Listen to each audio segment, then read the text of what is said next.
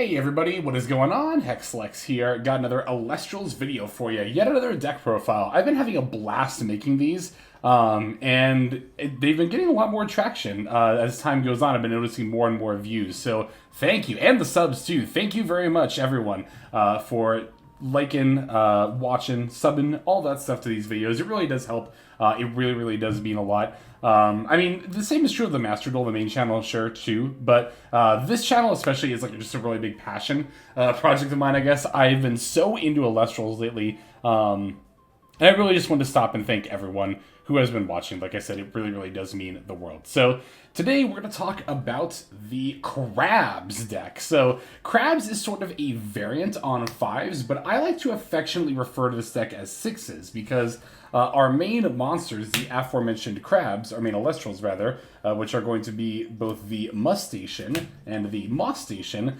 both of these Crabs actually have the 6 stat. So Mustation, of course, you can expend a water in order to swap its attack with its defense, going from a 1/6 to a 6/1, and you can also use this effect when your opponent normal casts an Alestral. So that's pretty huge, especially just having the 6 defense. Like, this is one of, I think currently I think this might even be the only 1-Spirit Alestral in the game with the 6 stat on it. I think in Moonrise we are going to see another 1-Spirit with 6 defense, but that's quite a lot. That's even higher than Astrabbit's 5 defense, and the fact that you can also swap it and go offensive is great too. Now, the Mosstation only has 4 attack, but of course they'll get +2 for each Enchanting Earth, effectively making it a 6 as well. So, you know, in that regard, this is almost better than a 5s deck, because, like I said, we're on 6s, but there's actually other ways we can get to higher than a total of 5 stats for a lot of our cards, but we'll get into that here in a moment. So, this deck is mostly just going to be, like, good cards, the deck, and you'll see that here shortly as we're getting into the list. So, starting off with our waters, we are on 3 Mustation, as explained before, as well as 3 Galaxy, and then a couple of copies of Eddy. So, this deck is not really any focus too much on 1-Spirit. It's a lot of varying cards, just like most 5 decks. It's just a good tempo based strategy in general, right? So, obviously the Mustations, like I said, just good 1-Spirit. Same with the Galaxy, good, 1-Spirit that you can run out on turn 1 or later. It also pairs very well with the Mustation because, of course, the Galaxy swaps the stats of anything that's water enchanted, meaning you no longer have to pay for this to be a 6/1. So that's pretty good. And then 2 Eddy, just because we're already playing a decent bit of water, and Eddy is, of course, just a solid 1-Spirit as well. I mean, again, that's like the thesis for the 5s deck in general, right? It's just that you're playing a bunch of good, really efficient cards. So those are the water Alestrals. For the Earth Alestrals, we're on 3 copies of Viscerus, which, funnily enough, can also be a 6, right? As long as you have 2 copies in play. Of course, there. The Mosstation, as mentioned, and then a couple copies of Mudlet. So, originally, I actually wasn't on any copies of Eddy. It was just 3 Mudlet, because the Eddy does kind of have anti-synergy with the Galaxy, right? It turns into a 1/4, but that honestly doesn't really come up that much. So, I decided to do a 2-2 split between Eddy and Mudlet, just to kind of help the spirit math a little bit there, right? So that I'm not spending all of water or earth to get that effect, but yeah, just again, pretty basic stuff. Again, the Viscerus being a good, efficient 1-Spirit body that can just threaten board states by itself, you know?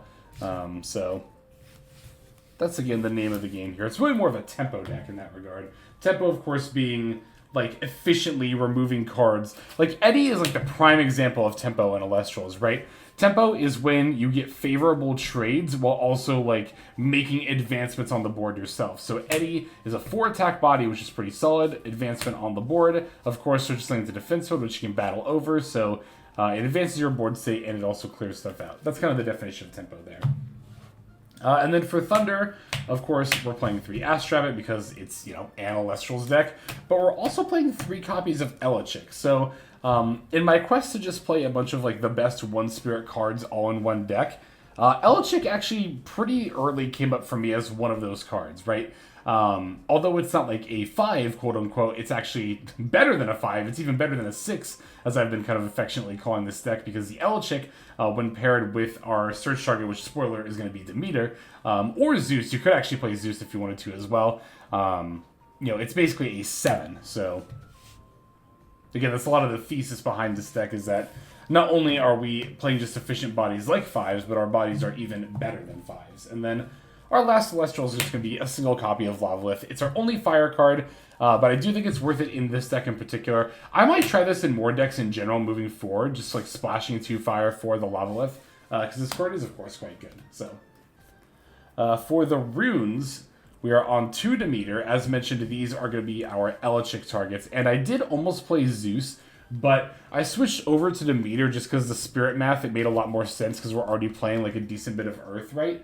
And I didn't want to play a bunch of Zaptors just for Zeus, Elechik, and Astra. But it's like, again, we're already playing a solid amount of Earth, so that's why I opted for Demeter over the Zeus there. And yeah, you'll notice we're not doing like Equilinks or like any Earth Nexus stuff. We're just using the Demeter here for the buff. That's also why I'm only playing 2 and not 3 copies.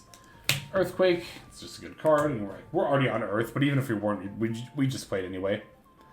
And then, of course, 3 Ambro, and then Arresting on your Laurel. So that's going to be it for the non-counter runes. For the counter runes, we're on 2 Tsunami, because we're already playing a solid amount of water. We've got 3 Gorgon's Gaze, because it's an Elestrals deck. 3 PTA, because it's an Elestrals deck. 3 Shield. This one is not nearly as much of a staple as the other 2. In fact, I kind of want to take at least one, if not the whole playset of these out.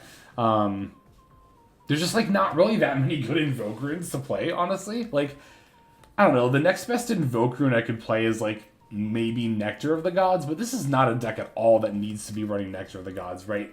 We're not combo-oriented at all. We really are just trying to get efficient stuff on the board. So, this deck does not need 11 counters. Like I said, I think that might be a bit much, but Shield's not a bad card either. So, you could also play, like, a 3rd Tsunami if you wanted, but I opted for the 3rd Shield instead to make the Spirit count a little bit easier, because Spirit Math for this deck is not too bad, but it can get a little iffy sometimes, because we're playing so many different Spirit types, right? So, we're going to be on, I think it's 9 total? Well, I have 8 here, but I think... No, it is only 8. Okay, I thought it was 9. 8 Taratless. Oh, right, because I think I put in another Leviathan. That's exactly what happened. Yeah, so we're on 6 Leviathan. So that's 14 plus 6, yeah, and then 4 Zaptor, 2 Vipyro. So obviously, the 2 Vipyro are just going to be for the Lavalith there. 4 Zaptor for 3 Bunny, and 3 Elechik is plenty.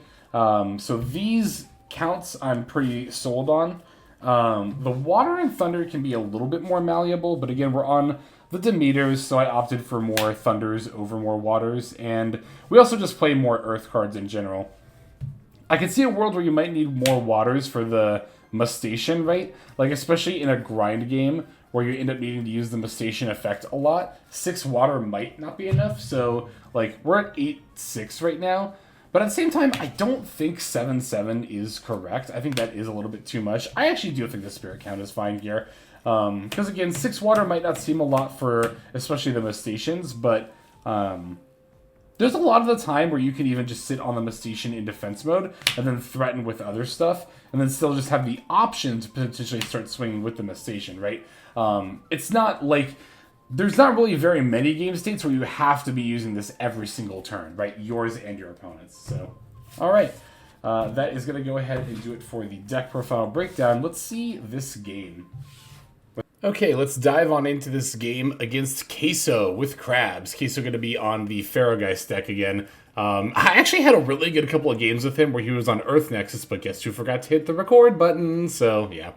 Queso is going to start off with the Golden Apples of Discord, discarding his Ferrogeist and randomly discarding one of my cards, as well as forcing me to mill 2. So, rolling to hit a Lavalith, not a bad snipe there, and then milling Viserys and the Mustation off the top there. So that's not bad at all. And then also just opening up with the Rise. So this is the full Ferrogeist combo on turn 1, using the Golden Apples to pitch it and force me to discard, and then rising it right back onto the field. So there we go. Very, very intimidating. Now, of course, while it can't be destroyed by battle or returned to hand, it can still be destroyed by card effects, unless Queso is able to find that Golden Fleece. He's going to start off with follow up with an Astrabbit here. Definitely going to be doing some digging for that fleece. I'm a little bit anxious at this point because I'm like, if that fleece comes down on the Ferrogeist side, I actually don't know off the top of my head what I'm going to do about it. I mean, actually, to be fair, Moss Station plus Demeter would do it here, but I know I don't have a Moss Station in hand. I remember that much. And I've already milled one, so... Gonna follow it up with a Nog, spending off of the Astrabbit, one of the spirits to do that. I think Queso's understandably a little anxious about just how many spirits are getting spent turn 1 here, but of course this is a big combo deck, so... Alright, and after drawing those two, Queso's gonna drop some Leaf! Ah! I could just feel my hands sweating at this point, just like, is he gonna find the Golden Fleece or not? Digging pretty aggressively for it, putting back an Ambrosia on top of another Ferrogeist, which makes sense, but... Yeah, putting back the Ambro there, he definitely wants that fleece. Alright. Gonna draw 3 here. And let's see what he ends up doing. Going for that Spirit deck again, but it doesn't look like he has a follow-up play.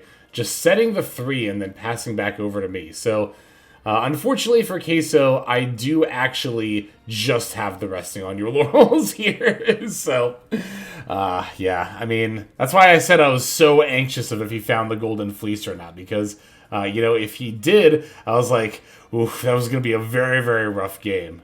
All right, here we're going to start off with one of our aforementioned crabs, the Mustache, in attack mode. It's really nice here is that I don't have to use the swap to deal some damage, just get to swing in and then pass back over to Queso. And then now if he starts following up with stuff, I simply, I simply get to expend and swap stats. So Queso going to use First Light here to stack the Cafmel. Camfel? Is it Cafmel or Camfel? I think it's Cafmel. Oh, my dyslexia kicking back in again there. First Light to stack that on top of the deck. He passed back over to me, but then I did remind him, like, you know, you can expend to draw that if you wanted to. And I was like, yeah, go right ahead. Absolutely, go right ahead. So he's going to draw the Cafmel there, Camfel, whichever one it is. I'm going to expend to draw myself before setting a card, and then just getting in with one with the Mustache again. Yeah, it's a pretty nice position to be in. You know, we're both expecting to draw, but I'm ahead on board. And the Mustache, again, you know, if an Celestial comes down in attack mode, I can simply swap the stats. Now, here with the Cafmel, Camfel, I'm going to be stuck on that until I look it up after this video. And with that coming down in defense mode, I'm not going to bother swapping the stats, of course, but... Alright. I think Queso... Did he have another back row there? He did at some point. I think that was actually the turn before where he said that, so... Alright, here I'm going to go for... Yeah, the Astrabbit in defense mode. I knew I was going to go for the Bunny, just debating what position to put it in. I'm not so far ahead on Spirits that I feel like putting it in attack mode right now. But... in due time. In due time. So... Yeah, it looks like I added a Viscerous to my hand there. I was able to see it. In my defense, during tournaments, I am a lot more, like, on that. But when it's, like, casual play with friends, I'm just like, whatever, you know. I don't care if they necessarily see the 3 rather on my Astrabbit. It's not that big of a deal. And to be honest, in this kind of a game state, I don't really know that it makes that much of a difference anyway. Because, I mean, that's the thing about combo decks like Queso's. They're really, really cool. Oh, yeah, I'm going to expend the Water to battle over the Camfel here. It's a really, really cool combo deck, but, you know, by the nature of being a because, like, you know, I imagine a lot of my viewers are coming from Yu-Gi-Oh! Where, like, every deck is a combo deck, but in slower-paced card games, you know, like Alestrals, like Hearthstone is kind of like this sometimes, Magic can be like this too, where, like, if you play a combo deck, and even if you get it off, you have to go kind of, like, all in on it right away, and in a slower game where you recoup the game state, you know, less quickly, then that can really matter. So another Golden Apples of Discord here. Gonna discard my Ambro, mill my Moss Station, and Tsunami off of the top of the deck there. Alright, looks like another Camel. I'm just gonna call him Camels for the rest of this game. Another Camel coming down here. Before passing back over to moi. I'm gonna Elichick here. just so that I can do a bit of deck thinning and also establishing the Demeter in case I need it.